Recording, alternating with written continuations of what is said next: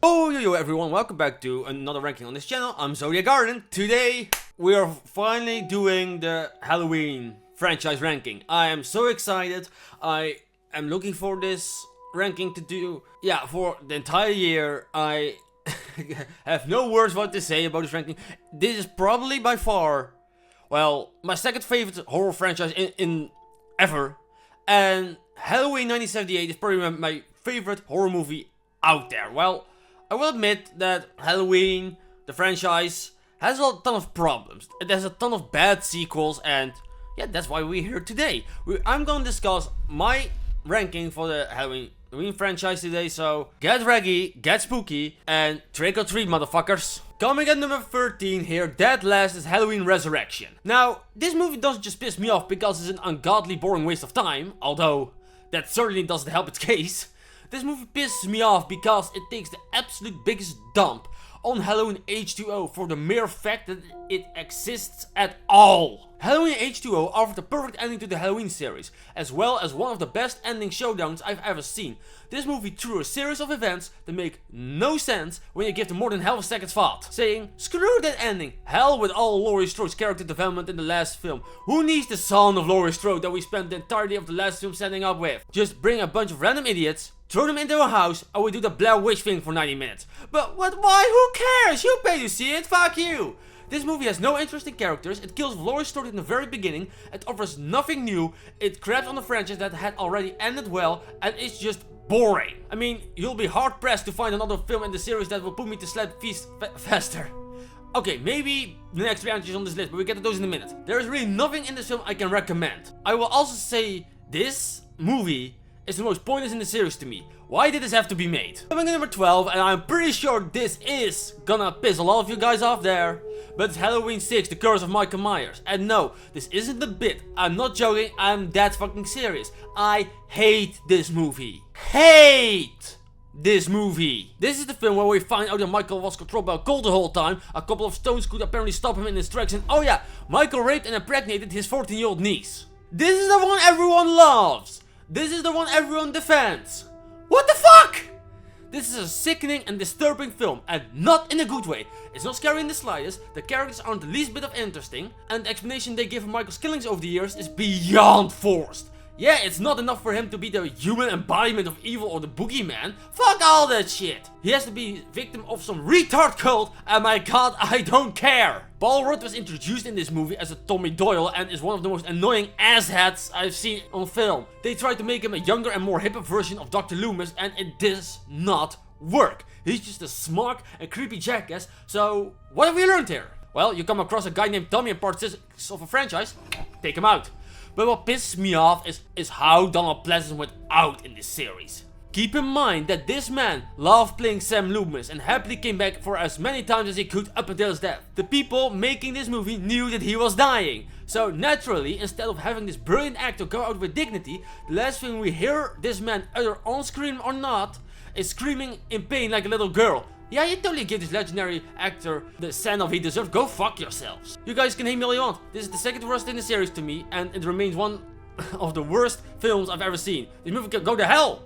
It goes to hell and it dies. Coming at number 11 for me is Halloween Ends. Oh my god, Halloween Ends. Oh my fucking god. I cannot describe how big of this disappointment this movie was. It was already bad enough with Halloween Kills, which I will talk about in a minute, but here, they re-screw the fans over, all over again. This movie is a movie apparently who forgot in which franchise it was, or where the last film ended, because for 80% of the movie, Michael isn't there whatsoever, and we have to deal with Corey. Look, Rowan Campbell did a good job with what they give him, but I'm sorry, I think that this guy comes close to be on the same level of creepy as Jamie Lloyd in Halloween 2. I will go talk about it more with Halloween 2018 and Halloween Kills, but Allison is still useless. She turned out to be an awful person to Laurie, who did everything to protect her and her mother. But no, it's all Laurie's fault that all her parents and friends are dead, and Laurie can't accept that Corey. Well, let me get something straight then, sweetheart, okay? If I remember correctly, it was you who told the cops that it was Dr. Sartain who brought Michael to Laurie in the first place. So, your father is dead because Dr. Sartain brought Michael there, okay? Second, if you just listen to your mom, and stayed put at the hospital with your grandmother, your mother would have stayed alive and didn't have to follow your stupid ass, dumb bitch. Look, I can understand the evil change shape bullshit, but the movie is just cherry picking a random guy who accidentally causes the death of a little kid. I mean, Rowan Campbell looks creepy as fuck sometimes, but to be fair, but they waste his character so much. I mean, Michael's living in the sewers for the last 4 years, for some reason, living on nothing more than rats and stuff that makes me doubt that he could keep himself alive, but whatever. When I watched Halloween 2018 in the theaters, I really hoped we got to see the ending of the producer's cut, because I'm sorry, the only thing I hoped was that they didn't give 2018 a sequel whatsoever. And I hope that in the end, most fans agree with me on that part, because I'm sorry, but this ending was very unsatisfying for me. The movie isn't scary in the slightest, it forgets who the main killer is, and it wastes so many characters and actors in the process. I'm sorry guys, but I can't put this film any higher. So, if you guys like this film, have a ball. For me, this is one other very disappointing sequel, and I will die on that hill. Covering number 10, and trust me, when it came to these numbers 8, 9 and 10 spots, I was really mixed. So, these are the ones that can make change in the future, but for now, number 10 is Halloween 5, The Revenge of Michael Myers. Come on without irony. Well, it's not as pointless, aimless or needless as Halloween Resurrection and Ants. I have almost the same problems with this film that I do with those films. It's boring, ton of cheap fake outs, new characters are bland and annoying and not interesting at all, and like Resurrection, it dumps on the film that came before it. Halloween 4 ended on one of the best cliffhangers I've ever seen. While not entirely conclusive, had they actually ended the series after part 4, I would have been 100% okay with that. Especially when you factor in the 2 abortions that came directly after it. But how does Halloween 5 handle that film's ending? With a cheap cop-out that just brings Michael Myers back after his story had already ended. I for one moment would love to thank Jason Liz for pioneering this cheap-ass concept. You're a delight. I'm picking up your sarcasm. Well, I hope so, because I'm waiting on pretty damn thick. Rachel is killed off in the first 30 minutes and Jamie Lloyd is a mute for most of the movie and has some weird psychic link with Michael.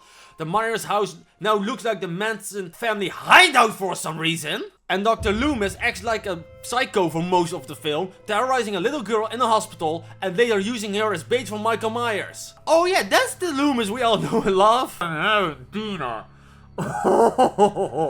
This character was Rachel's replacement and I challenge you to find a more annoying character in the series. It cannot be done! Her voice, her attitude, her personality, her laugh, literally everything about this character made me want to shoot her in the damn face. Well, Danielle Harris gives a fine performance while barely speaking a word. There is not much else in the movie to recommend, it's just a bad sequel, plain and simple. Coming in number 9, and I'm pretty sure I'm gonna piss a lot of you guys off again, but I'm sorry, calm your tits, okay? It's Halloween Kills. Now, I know that everyone loves the shit for this movie in 2021, and as for me, I don't hate it, but I was disappointed. That's tolerable, right? The movie focuses too much on the Evil Dies Tonight bullshit, and the movie suffers a lot of good things because of it. There are a lot of characters from the original they brought back, like Tommy Doyle, Lindsay Wallace, Lonnie Elam, and Marion Chambers, again, who are going nowhere or are getting killed off by Michael because of how stupid and dumb decisions they are making. Only because of their Evil Dies Tonight bullshit. I mean, it feels like such a waste. Like I just said with Halloween Ends, Allison, like I said, is still a useless character, completely ignoring her mother Karen, who requested to stay at Laurie in the hospital, which finally results into Karen's death. Like I just said, it doesn't make sense for Allison to say to Laurie that it's her responsibility that everyone died and that it's her fault in Halloween Ends, when it's her own damn fault to not listen to her fucking mother in Halloween Kills. She made her mother die. It's her fault Michael killed Karen. Talk about the ending. How the hell is Michael still getting up? I mean, after he is getting beat up and sliced and diced by kinda everyone in this whole fucking town, and even his own knife in the neck by Karen, which made me beyond carry in Halloween Ends. Because Laurie just... And for anyone who's gonna tell me that it's the bullshit as long as we are afraid of him, I'm gonna call shenanigans. Just for the sole reason how Halloween Ends plays out. Laurie is pushed aside because she has to stay at the hospital for the entire movie, and it still doesn't fulfill the premise of a badass Jamie Lee Curtis that we were promised and that they advertised for Halloween 2018, for God's sake. Also, something is that the only character that didn't deserve to die is the mental patient. I will say that some of the kills were great, but that might be the case because I just hope everyone would just die, but that's just me. Coming in number 8, and I'm pretty sure I'm gonna piss a lot of you guys off again, but is Rob Zombie's Halloween 2. Now look, I understand this movie has gained kind of a following in the past 15 years, so let me try to play devil's advocate here, okay? Well, I didn't like the new direction he tried to take in the series. I gotta give Rob Zombie a little respect for at least trying something different. Again, I didn't like anything he did differently, but there was at least some effort, which is more for the movies I just discussed. And lastly, I like Danielle Harris and Brett Dorff a lot in this movie, and then again, Danielle Harris is great in anything, and it's great to see her in any Halloween movie, no matter how bad. And that's all the praise I got for this movie, because, I'm sorry, to me the rest of this movie was hot garbage. The gore is just overkill, the movie isn't at all scary. Laurie Strode has become a horrible human being who treats her best friend who took her in like absolute crap. The ending is a ripoff of Psycho, and there is something about Sherry Moon Zombie in a white dress and a white horse in there too. Now, as I said, I understand that Zombie wanted to take the series in a different direction, but I didn't like the new direction he took. Annie and Chef Brackett are the only two likable characters in this entire film. Everyone else in this drag is just absolutely despicable. I want Laurie Strode dead in the first half hour. Dr. Loomis is an absolute scumbag who has let fame go through his head. All of Laurie's new friends are nothing randoms that I don't care about. I know a few people who do enjoy this movie for taking the risks that it did, but for me, this is just a typical splatterfest. With unlikable leads, unnecessary amounts of gore, a cynical tone, and a mess of nonsensical plot points that I didn't care for a damn thing. Talking about movies that gained a little following over the years, at number 7 we have Halloween 3 Season of the Witch. Well, off the record, I wasn't aware that a cult following was slowly but surely rising up for this movie. Because when I first saw this movie, as a 12-year-old, I had never met a single person who liked this movie. Ever. Don't get me wrong, this movie isn't this low on this list for excluding Michael Myers. Listen, if you like this movie, more power to you, but I'm sorry, I just don't. Look, I love the concept of the anthology series, I like the premise of this movie, but the execution was just piss poor across the damn board. There are so many logic issues with this film. The lead character is a creepy womanizing asshat, Ellie is an annoying female lead who does nothing and adds nothing, and the worst of all, the movie is just boring. I didn't give a rat's ass about the two main characters, and by the time the villain's plan was revealed, I was beyond carry. I like the idea of going back to the roots of Halloween. You know, Samhain and the witchcraft. That's all wonderful. The problem is, the script that they built around this concept was garbage. I found the score distracting, and that Silver Shamrock song can go die in a blazing inferno. Oh God in heaven. Tom Atkins does his best with what he's given. Dan O'Hurley is enjoyable over the top in some scenes, but none of that compensates for a movie that had me looking at my watch every 10 fucking minutes. So, sorry guys, I'm going to turn myself around with some movies, but this is one I am not watching anytime soon. Coming in number 6 is Halloween 2018. Now, everyone lost the shit for this movie last year, back in 2018. Or last year, hold on. This is not last year, but anyway. But anyway, as for me, I liked it. I didn't love it, I just liked it. As you can tell from its placement on the list, I do hold it in higher regard than love these movies, but I do not consider it to be the best sequel. Like, not even close. Like, it's not even close at all. Halloween 2018 was yet another attempt at remodeling the franchise after the failure of Rob Zombie's Halloween 2. It was a direct sequel to the first film, ignoring all subsequent sequels. It attempted to bring back the feel of the first movie, and while it did it to a fault, so many things in this movie felt forced. Halloween 2018 is a film on the right track with what it wants to do and what it wants to be. The ideas are all there and some of them work very well. But some of the executions of these ideas are very sloppy for a film that was hyping up a badass Jamie Lee Curtis, like I just said. She is really not in it that often. In terms of being a reunion film, I think actually there is another film in this list that was a lot more satisfying for me by pretty much doing the exact same thing. The moments with Jamie Lee Curtis and Michael in this film are just a little too forced for me. It really has no atmosphere to speak of, and the film spends too much time building up subplots and characters that rather go nowhere or just feel superfluous. Again, good ideas, just sloppy executions. I still maintain that the granddaughter could have been cut from the film and the movie would have been all the better for it. She was useless. But when the film gets something right, it gets it right. Jamie Lee Curtis is brilliant in performance. I always would argue that it's the best she has given since Halloween H2O. Michael admittedly is the most frightening he has been since the original, and the nostalgia factor is a full effect here. It's definitely one of the better sequels. Not the best, but still a good effort to bring Michael Myers back to us in a full force. So definitely give this movie a watch if you haven't. Just don't forget the past either. Reach the top 5, and at number 5 we have Rob Zombie's Halloween 2 from 2007. Look, this is a film that has a ton of problems. It isn't perfect, but there were several things that I genuinely enjoyed. Rob Zombie, at John Carpenter's request, made Halloween his own. He reimagined Halloween as exploitation horror, which is something the director is known for. He ditches all of the subtle atmosphere of the original and instead opting for a more visceral approach. And also an approach that is gonna rant it in your face. You know what I'm saying? Which, to be fair, pissed a lot of fans off and admittedly pissed me off the first time I saw it as well. However, if Zombie had just tried to copy Carpenter, we would have gotten something more like the remake of Psycho, where, everything from the original was just recreated shot for shot. We didn't want that. As a remake of Halloween, this is a mixed bag. I think the opening with child Michael outside 1 or 2 kills is pretty insufferable.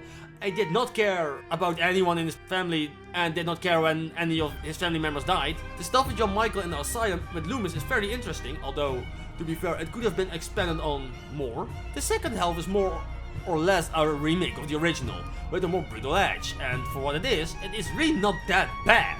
The actors to play these roles are good choices, some of the recreated scenes are inventive and cool, and the film smartly introduces the twist of Laurie being Michael's sister early, so it doesn't come off as forced in a sequel. Halloween 2007 is kind of mixed bag, it's not a great film, but if you're looking for a more brutal version of the original classic, I'd say give this one a watch. Coming in number 4 is Halloween 2. Well, let me get my negatives out of the way first, shall we?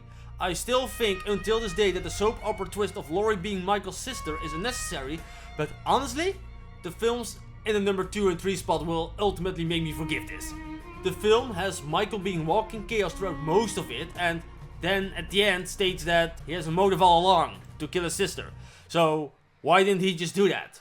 I mean, the hospital staff wasn't in his way or anything, and Laurie was in a hospital bed all along, alone for a lot of the movie. This is just another movie that tried to have his cake and eat it too. And it just feels sloppy in my opinion. You can't have him be walking chaos for 90% of the movie and then suddenly give him a motive at the 0 hour. It just comes off as forced.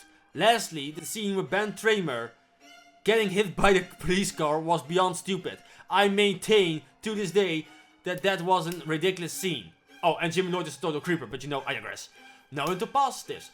Donald Pleasance is as amazing as ever, the hospital staff are a fun group of victims, the acting all around is quite good, the shots of Michael's POV are done very well, the kills are outstanding at times, and especially the hot tub scene, and it does work as a solid companion piece with the first film.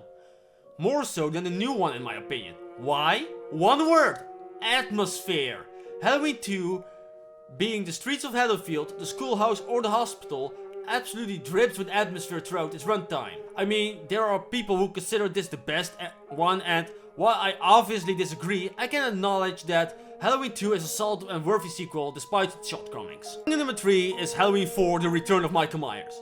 I just love this movie. The movie focuses on Jamie Lloyd, the daughter of Laurie Strode, who is tormented at the very thought of her uncle coming to kill her. When Michael escapes after a 10-year coma, Dr. Loomis heads to Haddonfield to stop Michael's mayhem. Let me just get the one negative out of the way that everyone loves to shove in my face. The mask, yes. The mask looks a little too clean, the hair is slicked back, it doesn't really look right. But on the plus side, what I do like about this film, and that a lot of people overlook, is that because it's so clean, because it's so white, Michael's eyes are entirely shrouded in darkness. You never see Michael's eyes in this film, which highly strengthens what Loomis said in the first film about Michael's eyes. That he had the blackest eyes, the devil's eyes. So honestly, the mask doesn't bother me whatsoever. Now, that's out of the way, where do I even begin with how much I love this movie? From the very first frame, it douses with atmosphere and it never lets up. The opening sequence is one of my favorites in the series and really sets the tone highly. The characters are all great with above average acting for a Halloween sequel. Danielle Harris, at such a young age, gave a wonderful performance as Jamie Lloyd. She was perfect, and it still sinks me to this day how Halloween 5 wasted her potential. Donald Pleasance, Bo Starr, and even Ellie Cornell are all great as well. This actually has my best and favorite Donald Pleasance performance of the entire series. The movie does something interesting with these characters, as most of them are stuck together for a chunk of the movie inside the house, and yet some don't even like each other. However, while they're hiding in the house from Michael, their petty shit doesn't matter. They are all brought together by one simple truth: they are scared.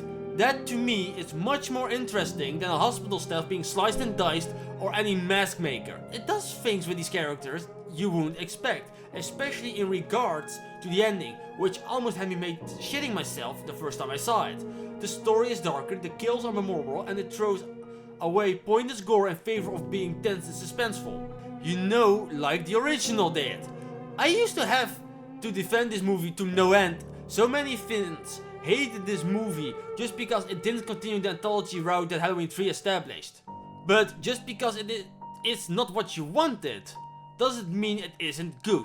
Thankfully, this movie has grown a massive following over the years, and I couldn't be happier because this movie is really amazing. Coming number 2 is Halloween H2O. Well, I will admit that this is what I consider to be the most fun entry in the series, and it's actually the first Halloween film I've ever seen. I have fond memories of it, and it's the film that made me love the franchise, Michael Myers and Jamie Lee Curtis. And before I go off to talk about how much I love this film, I am going to a little detour because I'm pretty sure the comment section is about to get ugly.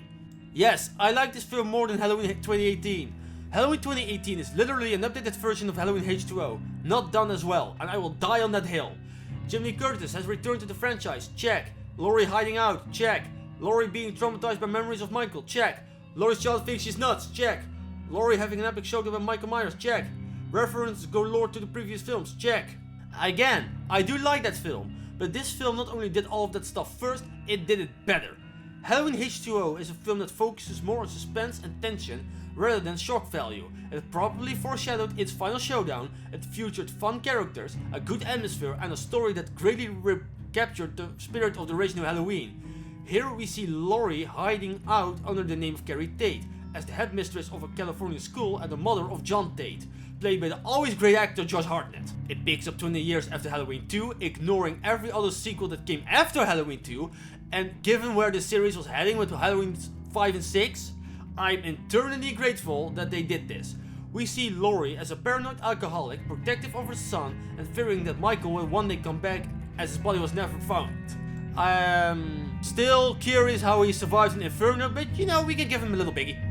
Michael obviously comes back, and John and his friends are now on the chopping block for Michael, with Laurie as their last hope for survival. Laurie must now confront the monster that is her brother to save her son and end Michael for good. It was great to see this character back in such a fun and interesting way. This is by far her best performance in the entire series, and she just owns every scene she's in. Whether it's a scary scene, an emotional scene, or even an action scene. The references to the original films are all done well. They even brought the character Marion Chambers back for the opening of the film, and it really set the tone nicely. The other characters greatly resemble the characters in the original film and all do well with the material they were given.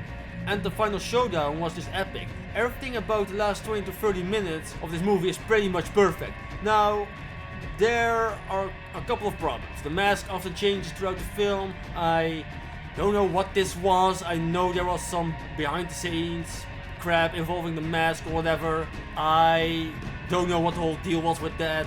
I've never really paid attention to that story, to be honest, but in one instance the mask is actually CGI and it looks horrendous.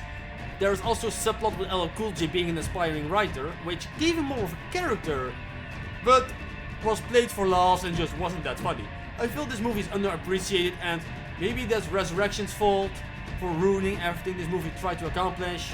However, I really think that's unfair to put on this film. Regardless of the dumpster fire that came after this, Halloween H2O is a more than worthy sequel and is where the franchise should have ended. It should have stopped here and we would all have been more than content. At number 1 we have the original Halloween. This is one case where you simply cannot beat the original. The story of escaped mental patient Michael Myers, who returns to his hometown of Haddonfield to bring havoc to a few unexpected babysitters. Halloween remains a classic to this day and my favorite horror movie to date. For a movie made on such a small budget and with so many obstacles working against it, for Carpenter and his team to come out with such a monumental hit is just extraordinary. It's simplistic but effective. It doesn't need to resort to any cheap jump scares or pointless gore. One of the biggest misconceptions of this film is that it's a slasher film, which is not. It's a thriller inspired by Alfred Hitchcock. Whether it's the opening shot of the killer's POV, the shot of Michael through the window, the reveal of the face out of darkness, this movie focuses more on genuine suspense than it does any slice and dice related. Laurie Strode represents one of the best heroines in horror history. She feels like a normal person stuck in a horrific situation. While scared out of her mind, she is not hopeless. She knows how to fight back, and underneath all of that fear and trauma, she is a survivor. She remains a standard when it comes to heroines and horror. Donald Pleasant, I can't praise enough. His whole performance was perfect, and this was a character he loved playing. He is like a modern day Van Helsing, and it's great. Now, a lot of people like to make the argument to this film because it's so old it doesn't hold up anymore and it's not scary. But to me, the only thing that doesn't hold up anymore in this film is the dialogue. And the reason the dialogue doesn't hold up anymore is because it's 70s dialogue. It's how teenagers talk to each other in the 70s. So obviously it's gonna be dated. Other than that though, Halloween remains a horror masterpiece for a good reason. No matter how hard you're gonna try, you cannot beat this original classic. Thank you guys for watching. Let me know what your ranking of the Halloween franchise is down in the comments below. Don't forget to give this video a like if you haven't already. Please subscribe. I'm making an emphasis on this because this is important. And yeah, I hope you guys see you next week. And no, I'm not recording this on Halloween, so unfortunate for you guys, you won't see it. Maybe on another channel someday, one day, don't know. I'm working on that shit for a review channel. I don't know yet.